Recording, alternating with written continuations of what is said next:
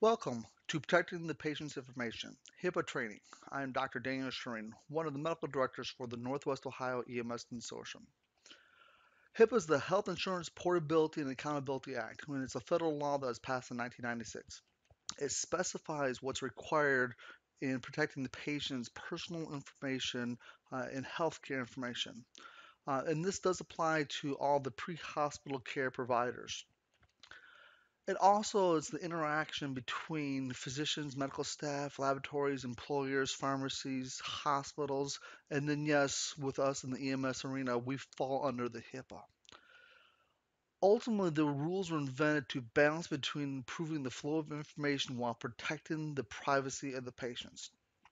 We're required to treat all things we learn about patients as confidential, to provide, and it provides more control to the patients over the personal health information, and it punishes those who misuse patient information by imposing both criminal and civil penalties.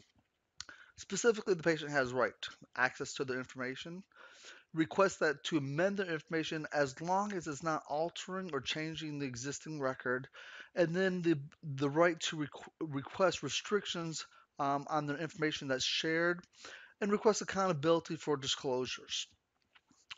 So what does it cover? Any information used within the facilities, both between EMS and the hospitals, any written or verbal, any computer or paper files, and any of the information that's stored, and then any information that's shared with others, such as third parties or even payers. For EMS, we have an obligation of protecting the patient's information at the scene, going to the hospital, then after the call. And we do so by keeping all the information in both the printed and electronic form in a very safe and secured fashion.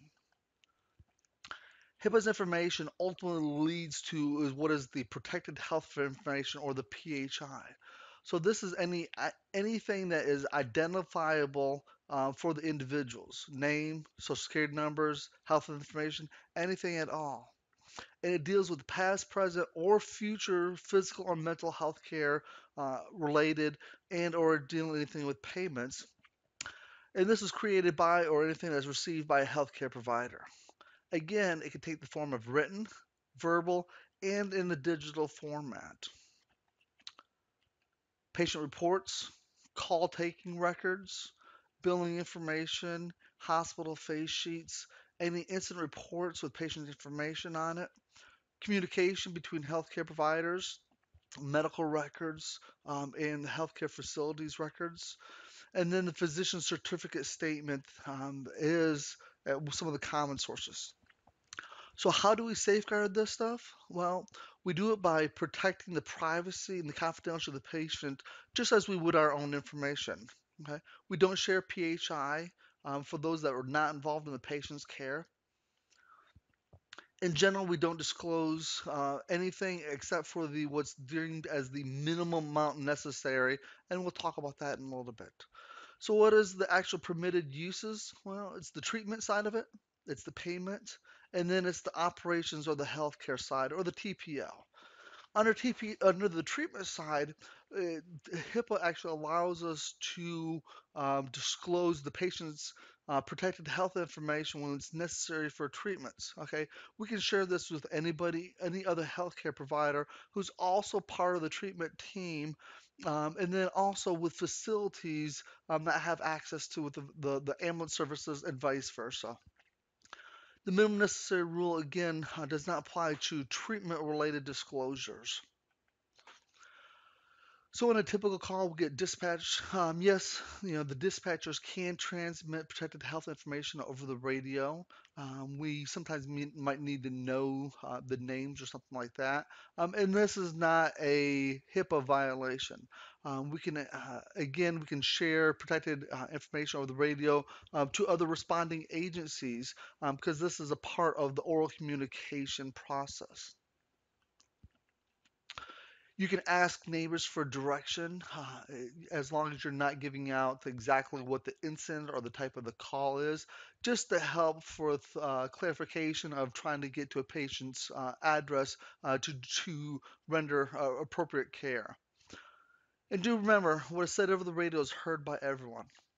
For those working at the scene, first responders, it's okay to give a first responder to another service that will be transporting the patient, helicopter service, ambulance service, anything like that. And it's okay to freely give the information with other responding agencies when necessary for patient care. In dealing with bystanders or specifically with family members, the question is always at hand or to take into consideration, is there a healthcare power of attorney?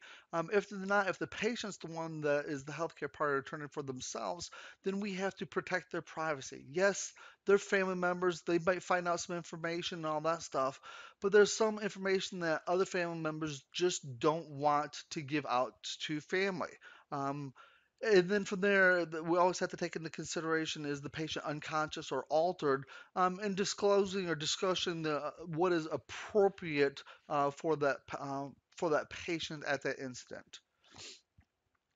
Media bystanders, just don't get out the information.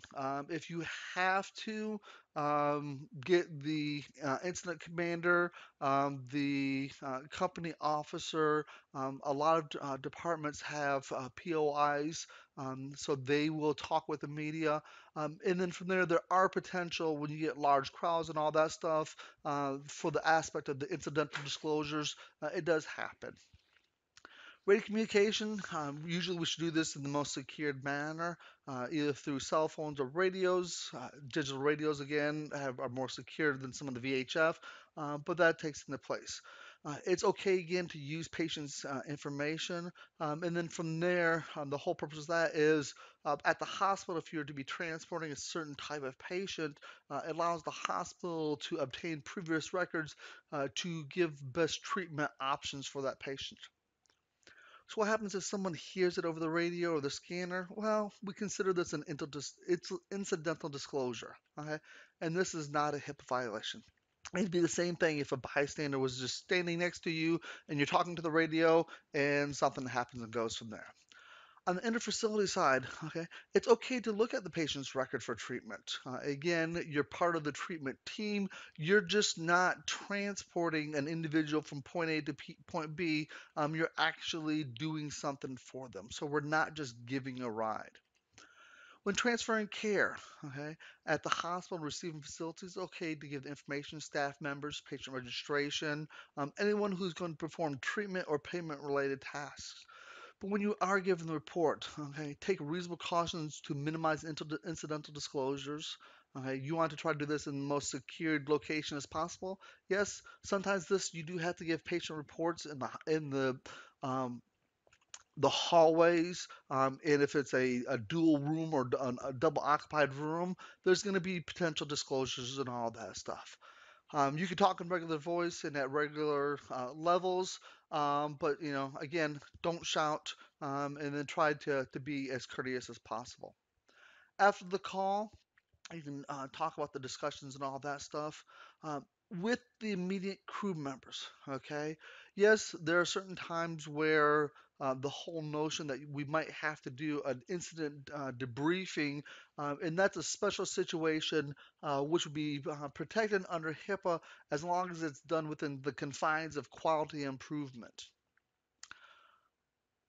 Again, the quality improvement and the stress briefing side. Okay, don't talk about your EMS calls in public places where they may be overheard by members of the public. Medical records, they should have a unique password. Don't share this with others. Don't allow access to the information by non-EMS providers. And then we also have a duty to report any breaches of confidentiality to our supervisors. Computer systems can be tracked at all access or all records, so be very careful. With inappropriate access could be punishable by federal and state laws. For written information, PCR should never be left open. If it's an ePCR, this computer screen should be made that it's non-readable. Close the laptop lid in order to save the report and all that stuff.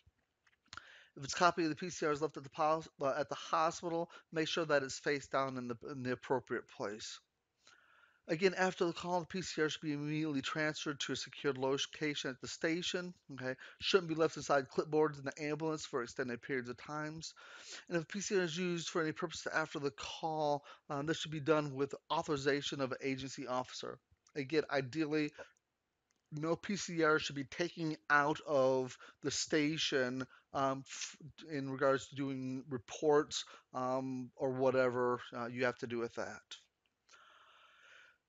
All identifying information should be blacked out. So we call this redacting the process or redacting the paperwork. If you were to have to send the report to somebody else, mental health department, police officers, or something that's requesting the chart, so we should redact most of the information. Remember following statements: what you see here, what you hear here, when you leave here, let it stay here.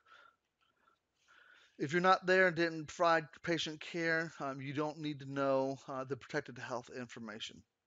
And of course, when in doubt, do not give it out. So different additional information. Okay, it okay to have two patients in the back of the ambulance, of course. Okay, there's a number of different times and opportunities that you just have to have multiple patients to transfer just because of resources and all that stuff. So the second piece of the TPO, the payment side, okay, yes, we can get phase sheets from the hospital, okay? We have to be able to bill, and the hospitals have to give us that information. Actually, most of the registration personnel now are coming and finding us to give us that information. We do must again that phase sheet is protected health information, and it should be protected and saved in the same format as anything else. Ambulance services may use PHIs to file claims with payers and send out billing information, all that stuff, even without the consent of the patient or authorization. Yes, most patients know that we are billing or some form of that, and their information is sent out. Under the operational side of things, this is going to be dealing with the quality improvement. Again, this falls into that minimal necessary rule in regards to performing this function. So what is the minimum necessary that I keep talking about? Well, it's the minimum amount of protected health information absolutely necessary to accomplish the purpose of the disclosure. Okay, so if you see on that this mock patient care report on the right-hand side, you'll see that the name, information, address, and all that stuff is just blacked out. Okay, we call that redacted. And that is the minimum necessary. So we're sending this patient care report off to somebody, and they just don't need to know the name. So they just want to see, be able to review the incident. This might be a perfect quality improvement side where you're just showing the run and showing exactly what happened. Disclosures, okay? We are able to disclose some information to law enforcement. EMS personnel, we should be the advocates for the patient care, and we're not a tool for law enforcement. Disclosure may be made to law enforcement under specific circumstances, okay, when required to law, when it's permitted by law, and then of course the optional disclosures. Okay. When required, ultimately, if it's a written subpoena, summons, or warrant, we just have to give that information. Of course, consider redacting appropriate patient information. If it's administrative or investigational demand, if they want to see if something else that's going on, if they're doing an accident, and they need that information. State law, gunshot, stab wounds, if there's any suspicion of cause of death. If we are presented with a legal document requesting PHI, then direct the individuals to the agency officer, chiefs, appropriate designees. And I've had a number of fire chiefs actually even contacting the medical directors just to get their input. What's permitted? Pretty much any identifying or locating material witnesses or missing persons, we can give this information. Right? Victims of a crime, including abuse, neglect, and domestic violence. This does have, in some flavors and all that stuff, we have to get the patient's consent to send this information across. Of course, if it's a minor or a geriatric elderly patients, we're required to give this information. Dealing with quality, safety, or effectiveness of a product, or it's something that's regulated by the FDA, we can get that information. Or any persons that are at risk of contracting or spreading a disease, we have an obligation to the with the health department to limit exposures and all that stuff. And then when we're dealing with workplace medical surveillance. Okay. Again, if you have a request, send the minimal amount necessary, refer the patients to the agency officers, chiefs contacting us as the medical directors, and like everything, when in doubt whether or not to disclose, err on the side of caution. So dealing with optional disclosures. Okay, we can, under certain situations, to law enforcement, if there's descendants, when you think the patients died as a result of a crime. Okay, if there's a crime in the presence and we're in good faith, believe that there's a crime committed in the back of the ambulance or within the ambulance premises, again, we can give this information. And in reporting a crime and emergency, when we believe it's necessary to alert officers to a crime and details regarding to that. Situation of arise, again, like everything else, get your appropriate agency officers, chiefs, medical directors. When in doubt, err on the side of caution. Don't give out that information. In dealing with incidental disclosures, okay, we do have certain situations and all that where it does happen in an incidental disclosure occurs. Okay, we want to try to limit this as much. And when giving reports, usually to other personnels who be treating the patient, try to do so away from the crowds if anyone's going to be able to hear. If you're in a very large crowd or something like that, you might need to use a softer volume. Yes, like the other slide, we can talk in normal voice, but again, try to be as courteous as possible. Try to do this in the most secured means as possible. Mass casualties, huge in regards to this. When we have mass casualties, most of the the problem, all that stuff just goes out the window, and we still have an obligation though in protecting the patient's information. Sometimes we have to give out this information to distant private disaster release organizations, American Red Cross, the Salvation Army, stuff like that, where they trying to get family members to pair them up for notification. And it's not our jobs in MCIs and all that stuff in contacting the families. This is where law enforcement or again the Red Cross comes into play. On the administrative side, okay, every agency should have a privacy officer. Small departments, all that stuff, this is usually left up to the chief, but usually this sometimes can be delegated to other individuals. We have to have appropriate policies and procedures. Okay, if you don't have a HIPAA policy, you really need to make sure that you have one, and you should be doing HIPAA training on a yearly basis. We have to provide education, organization policies, and procedures on that stuff. We have to develop a process for handling privacy-related complaints, and to ensure no retaliation occurs against someone who reports potential violations in good faith, and then take appropriate action to minimize any potential harm that results from a breach, ensure appropriate compliance with documentation and record keeping. Social networking, texting, photos, okay? We have to have, again, written policies in place for them. Know what the policy is. Okay? Do not, do not, do not disclose any protected health information, okay? Blogs, websites, discussions, social groups, networks, or any other public place, okay? This can even from the aspect of don't disclose this even in a de-identified manner. Okay, social media sites, a lot of times, small towns, there's, ooh, I know that car, you're able to recognize something, okay, about the patient. Okay. This can, of course, even the aspect of names do not have to be included to be in a violation.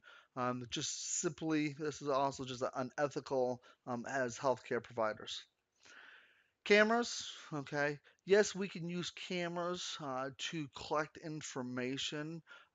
This should be done by a departmental camera, which again is then uploaded into the patient's chart, and that becomes part of the chart. And all that has to be secured in the same manner and all that stuff. Don't use your personal cell phone, your personal camera, anything like that. Clips, all that stuff should be secured in a properly uh, secured manner, and then all the property of the agencies.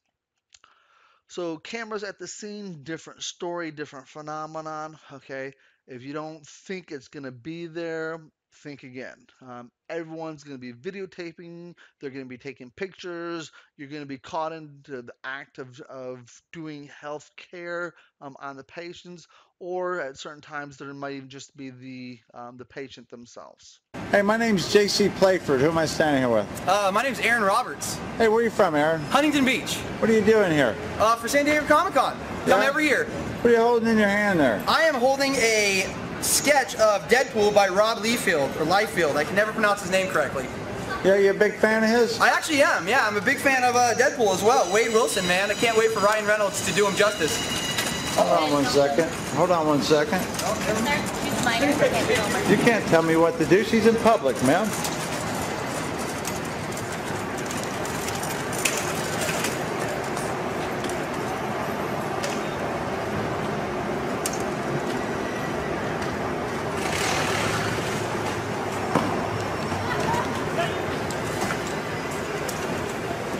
Get out of here. Go away. Don't touch me again. Go away.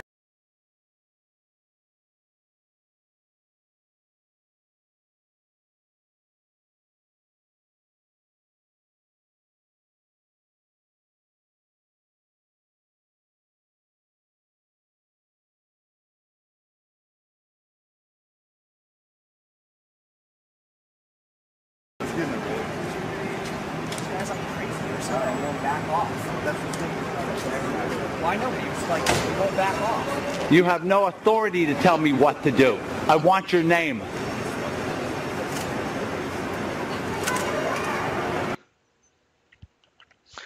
Remember, as healthcare providers, we can't stop one from videotaping, auto-taping someone in the public, okay? But what should we do? Well, go up to the individual and tell them, kindly request privacy of the patient because the patient is having a private moment, and I am sure the patient would afford you the same respect if the table's returned, okay? If we have to, use a towel, sheet, something to cover up the patient because we have an obligation to protect them. If we have to, if the individual is impeding care or something like that, getting the public information officer involved and law enforcement. And then from there, if we have to have giving out public comments and all that stuff, getting your POIs or chiefs to do that. Act professional at all times. And then again, if they're impeding patient care, get law enforcement. Okay.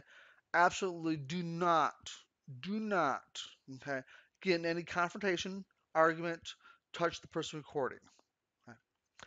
In regards to actually HIPAA violations, so what is it for non-compliance? Okay, legislated civil $1,000 per violation, up to $25,000 per year for each requirement of the rule violated. Federal criminal, up to $50,000, 1 year imprisonment. This can go up to 5 years and 100,000 under the aspect of false pretense. If we're actually trying to get commercial advantage or personal gain, this could be up to a $250,000 in 10 years violation. There's a liability may also fall to the individual, not the department itself. So you could be held with those fines and all that stuff. And also may result in medical director action against you in regards to your professional credentials and all that stuff. So patients' rights, okay? They're guaranteed right to privacy, okay? Access and amend their health information upon request, including the protected health information in electronic format if the protected health information is electronic. Okay. Request information is not given out concerning their care or destination. and then make complaints regarding organization use or misuse of the protected health information. And they have a right to for their name to be withheld from any patient directories. Right? Request to not use PHIs to make claim to insurers for payment. So yes, you could actually go to them well, the patient can go to the EMS and say, I don't want this information shared with anybody because they don't want a bill. But this usually, most of the departments have a policy says, well, the bill has to be paid in full before we can do that. Receive any accounting for the disclosures, and then the right to confidential use of their health information for the treatment, billing process, and then the other healthcare operations such as QI. Provide specific authorization for use of their billing information other than treatment billing and or healthcare operations. So how do we actually notify them? Well, we're required, okay? This is the information about the rights. It's usually in a leaflet. Most agencies have some form of policy on this. It's a description of how we're going to use their protected health information, okay? Comprehensive list of others to whom their health information may be disclosed to, such as mutual aid departments, if we're going to be sending it to building, quality improvement, and then also as a notice must be given to the patient in the first treatment and or as soon as practical in an emergency. Every individual should have or receive this patient health information form, and then we should give a copy to all new patients. And if you have a new copy of the form, it should be given to our repeat patients if there any revisions are made. If the course of the patient is under duress, unconscious, incapacitated, take care of the patient first. Worry about the paperwork later. Okay. If the patient can't sign the authorization release form, document why, and then attempt to get the signature from a legal guardian, power of attorney, family member, or someone from the facility representation. So what happens if we deal with breaches? Okay. We must notify the patient if the non-encrypted protected health information is improperly disclosed, if there's a breach in any other fashion. Of course, we also have an obligation of reporting the breaches to the U.S. Department of Health and Human Services so that they can investigate. Unsecured protected health information, okay, we should know who is or who is not from the aspect of improper disclosure. This should be contacted immediately to the compliance officer or the privacy officer. Don't go on the notion of, oh, well, I'm not going to say anything because that's just not an acceptable form. Everyone at some point in time will find out exactly what happened. And with dealing with review policies and understanding the responsibilities. Okay. Because of new HIPAA breach notification requirements, we have to tell the patient if there was a breach. Okay, contact them, letters, cell phones, anything like that. And sometimes, depending on what it is, there's also some other obligations that we might have to um, uh, be pertained to or come up with. If there's the aspect, if there is we have to again review departmental breach notification policies on a regular basis, just like the HIPAA, so we know exactly what's going on. So what do we need to know? Okay, patients have the right to register complaints with the federal agencies and also with the facility if they feel their rights were violated. Every facility should have a privacy officer, which we've already talked about. And then from there, if you're uncertain about what information may be given out, contact the privacy officer, chief, or the medical directors. Like I previously said, if you don't think that someone will find out, yes, okay, someone will find out. Given enough time and enough resources, someone will find out. If you have any different information, of course, you can go on the Health and Human Services website. There's also a couple other privacy websites, privacyrights.org, and Georgetown for the individual state records and all that stuff. And I thank you for your time.